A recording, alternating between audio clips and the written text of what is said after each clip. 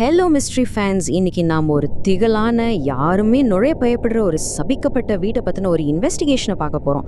இந்த ரகசியங்கள் எல்லாம் ஒன்னொன்னா உடைக்கலாம். வாங்க நேரடியாக விஷயத்துக்குள்ளே போயிடலாம். ஓகே, அந்த சபிக்கப்பட்ட வீட்டுக்கு வெளியே இப்போ நாம நிக்கிறதா கொஞ்சம் கற்பனை பண்ணி பாருங்க. சுத்தி நிக்கிற மக்கள் முகத்துல அவ்வளோ பயம். அந்த பொண்ணும் காணாம போயிட்டாலாமே, அந்த வீடு சரியில்லை அப்படின்னு அவங்களுக்குள்ளேயே முணுமுணுக்கிறாங்க. இந்த கேஸ் ஃபைலோட முதல் சாட்சியமே மக்களுடைய இந்த பயம்தான். இந்த மர்மம் எவ்வளோ வேகமா வளருதுன்னு பாருங்களே.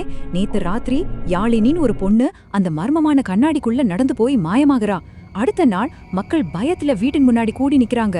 ஆனா அதே அன்னைக்கு ராத்திரி அரவிந்துங்கிற அவளோட ஸ்கூல் ஃப்ரெண்ட் மட்டும் தனியா ஆளா அந்த வீட்டுக்குள்ள போறான். ஏன்னா அவளுக்கு ஏதோ பிரச்சனை தெரிஞ்சதும் அவகிட்ட பேச ட்ரை பண்ண ஒரே ஆள் அவன்தான். என் ஃப்ரெண்ட் அங்கேயே விடமாட்டேன்னு சபதம் எடுத்துட்டு உள்ள போறான். அரவிந்தின் நள்ளிரவு விசாரணை, அமைதிக்குள் அடியெடுத்து வைப்பது.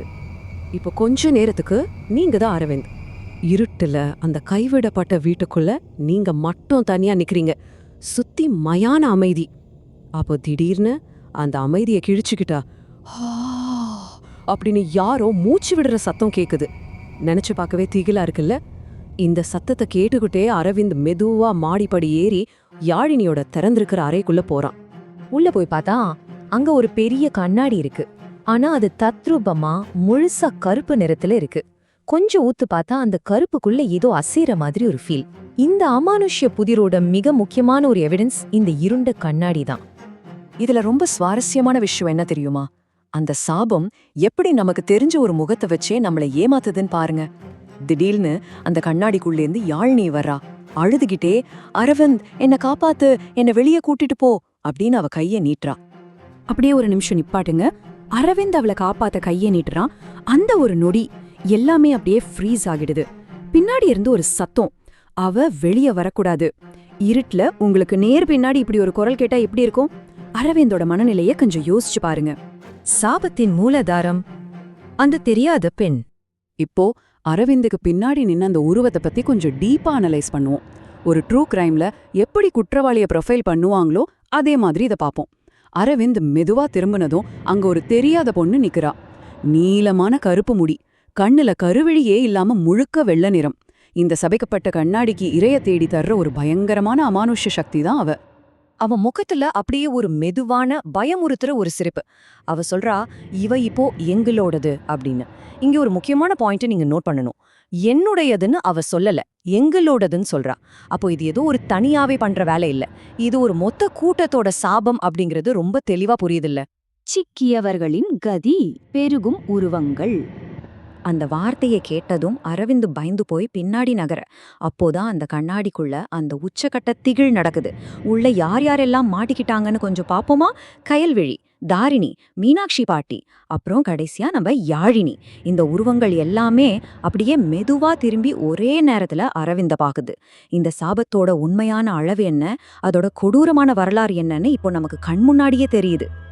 அப்போ திடீர்னு அந்த ரூம்ல இருக்கிற லைட்ஸ் எல்லாம் வேக வேகமா பிளிங்க் ஆகுது. அந்த பெரிய கண்ணாடி அப்படியே பயங்கரமா அதிருது. அமானுஷ்ய சக்தி அதோட உச்சக்கட்டத்தை அடைஞ்சிடுச்சு. அந்த ரூமே இப்போ ஒரு பயங்கரமான கண்ட்ரோல் இல்லாத நிலைக்கு போயிடுச்சு. இங்க நீங்க ஒரு முக்கியமான முரண்பாட்டு கவனிக்கணும். யாழினி தன் ஃப்ரெண்டை காப்பாற்றுறதுக்காக அரவிந்த் ஓடிடு அப்படின்னு தனியா பதற்றமா கத்துறா. ஆனா அதே நேரத்துல அந்த கண்ணாடியில இருக்கிற மத்த உருவங்கள் எல்லாம் ஒன்னா சேர்ந்து ஒரு மாதிரி நடுங்க வைக்கிற குரல்ல, நீயும் உள்ளவா அப்படின்னு அவனை கூப்பிடுறாங்க. அடுத்த செகண்ட் தப்பிக்கவே முடியாத அந்த கொடுமை நடக்குது. 1, கண்ணாடிக்குள்ள இருந்து ஏகப்பட்ட கைகள் வெளியே வருது. 2, அந்த கைகள் எல்லாம் அரவிந்த கொடூரமா பிடிச்சு உள்ள இழுக்க அவன் என்னை விட்டுடுங்க அப்படின்னு கத்துறான். 3, அந்த தெரியாத பொண்ணு மறுபடியும் மெதுவா சிரிச்சுக்கிட்டு இன்னும் ஒரு உருவம் அப்படின்னு சொல்றான். இறுதிப்படி அடுத்த நாள் காதை. இப்போ நம்ம மூச்சை கொஞ்சம் இழுத்து விட்டுப்போம். நேத்து ராத்திரி இவ்ளோ பெரிய அமிழ்துமிழி நடந்த அந்த வீடு இன்னைக்கு காலையில மறுபடியும் ஒரு மயான அமைதிக்கு திரும்பிடுச்சு. அந்த ரூமோட கதவை திறந்தபடியே தான் இருக்கு. ஆனா தன் தோழியை காப்பாத்த துணிஞ்சு உள்ள போன அரவிந்த் இப்போ காணாம போயிட்டான். அவனோட அந்த ரெஸ்கியூ மிஷன் முற்றிலுமாக ஃபெயில் ஆயிடுச்சுங்கிறது தான் ஒரு கசப்பான உண்மை. இப்போ அந்த ரூம்ல இருக்கிற கண்ணாடிய உத்து பார்த்தா அதுக்குள்ள மொத்தமா 6 உருவங்கள் தெரியுது. இதிலிருந்து என்ன புரியுது? அந்த சாபத்தோட சக்தி ரொம்ப ரொம்ப பயங்கரமானது. யாராலும் அதை ஈஸியா ஜெயிச்சிட முடியாது அப்படிங்கறதா நிதர்சனம். கடைசியா நம்மளோட இந்த இன்வெஸ்டிகேஷன் ஃபைல்ல இருந்து ஒரு மிக முக்கியமான திகழான கேள்வி மிஞ்சிருக்கு. அந்த தெரியாத பொண்ணு உண்மையிலே யாரு?